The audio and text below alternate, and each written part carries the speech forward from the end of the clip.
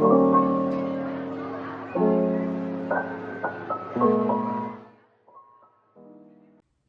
everybody, today we're going to be talking about why kawaii art is punk and how cute art influences people. But for those of you who haven't seen my content before, my name is Derek.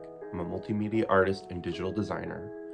I talk about cute art, the art industry, art careers, and just in general, the overlap between illustration and design.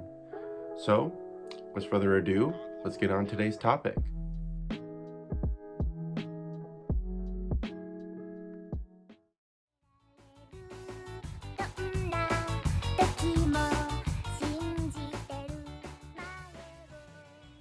So, to start off this discussion, I'd like to get some definitions out of the way. More or less, what is kawaii and what does it mean in the context I'm using it for in this video? Google defines kawaii as the quality of being cute or items that are cute.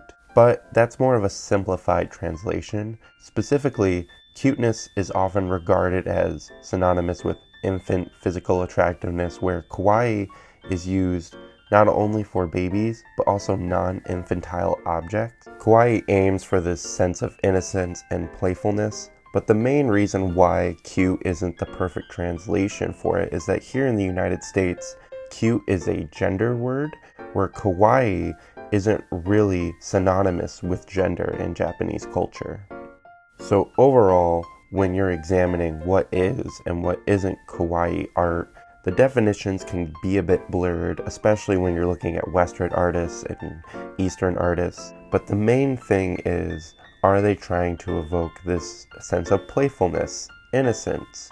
Is it mainly genderless? Is it trying to evoke this sense of childhood or happiness? And I think that's the overall aim of most kawaii artists, is they're just trying to make people forget about the troubles of the world and just look at this innocent drawing or piece of art as a form of escape.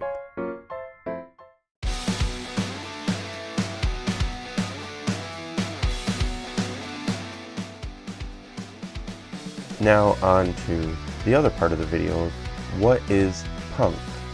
Google defines punk as a loud, fast-moving, and aggressive form of rock music, popular in the 1970s and early 1980s. Relating to punk and rock, it is also associated with a subculture. Merriam-Webster defines punk, or the punk ethos, is primarily made up of beliefs such as nonconformity, anti-authoritarianism, anti-corporatism, a DIY ethic, anti-consumerist, anti-corporate greed, direct action, and not selling out. But overall, punk was just seen as something edgy, something rough, violent, but that was just a byproduct of punk's goal. The main goal was nonconformity. It was to rebel. It was to take whatever establishment existed and spit in its face, however deemed possible. As with every other term, it's kind of lost its iconography over time. It has become a bit ambiguous, but overall, the movement is just seen in today's view as anti-conformist. So if you're rebelling in any form of way against any sort of authoritative figure, that is deemed as punk. And the funny thing is, while doing research for this video and more into punk culture, I found that punk itself has become an establishment, and it is now punk to rebel against what punk is, because the community has a lot of infighting over definitions and gatekeeping. So as of right now, maybe the most punk thing to do would be to stray away from what is known as punk.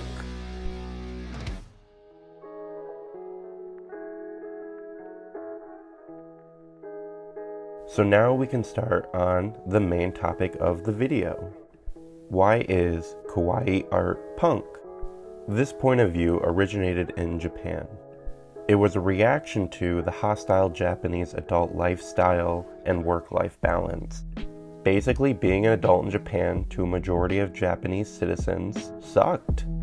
The Japanese people hated becoming an adult, so as a form of rebellion, they decided to embrace the childlike side of themselves, and that's what the kawaii culture allowed.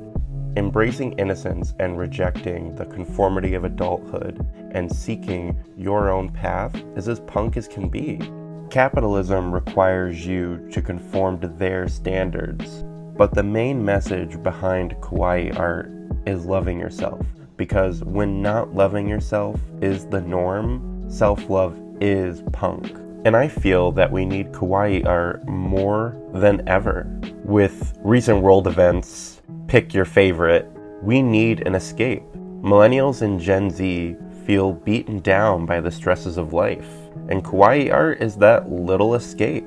Often during hard times, you'll get a lot of deep, reflective art that illustrates to society what's wrong, what needs to be fixed, who needs to be helped. But when seeing all of this dark art, a lot of people forget maybe they need to see what's good about us, or what could be good about us. As someone who identifies as more of a kawaii artist, I find that this community is built off of self-love, and if you're absorbing a bunch of deep, reflective, dark art and media, it can hurt your self-image and make you think that you're just no better than all the darkness out there. So the community tells you to stop, take a break, actually like yourself, calm down, and realize the world isn't all bad. I'd like to bring up someone who I've followed for a long time and best exemplifies the point I'm trying to make.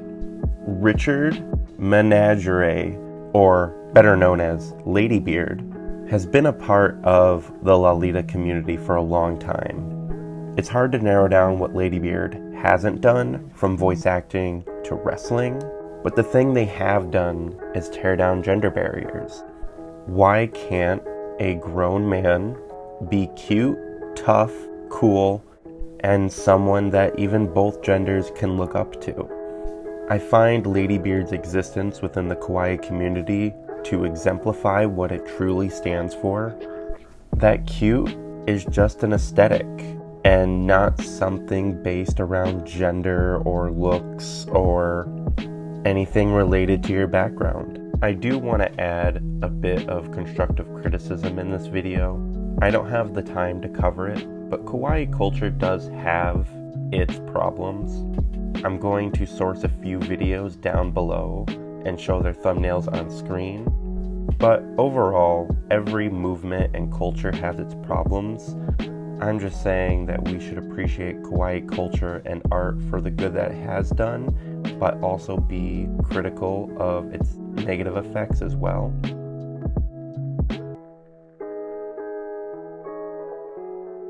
Now on to the next part of the video. I wanted to talk about why I create kawaii art. I started creating this type of art about a year ago. I used to make actually dark art for the longest time, and I still love stuff like horror and gore and dark material. But when I started my art journey, I just felt like it wasn't really reflective of me anymore. Especially since I've been working as a graphic designer for a few years now. I just felt restricted by corporate design standards, and I needed to flex my muscles. I've always been a fan of anime, international design, and the kawaii anime community in general, so it just felt like the natural evolution for my art. My time in this community has really only ever been positive. Plus, creating this type of art has been overall better for my mental health. Plus, working as a corporate designer, I just kind of leaned into these more punk messages within the community. As everyone does, I had my own little existential crisis while working a real big job.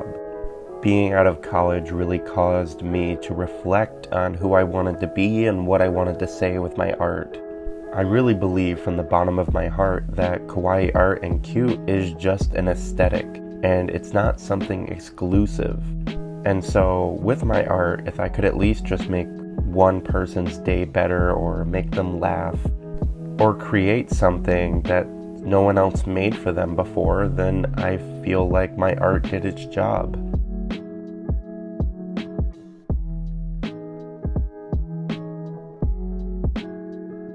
Art doesn't have to be offensive, depressing, and edgy to get a point across.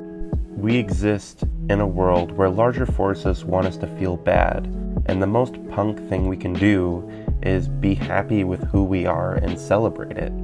And sometimes the art will influence us and try to make us into the people who we want to be. Thank you for listening to my video today. As always, I'm going to link my portfolio, social media, and other contact information in the bottom. I think it's important to check out who you're listening to and see if they have any background to back up what they just said. Thanks for watching, and see you next time. Don't forget to like and subscribe.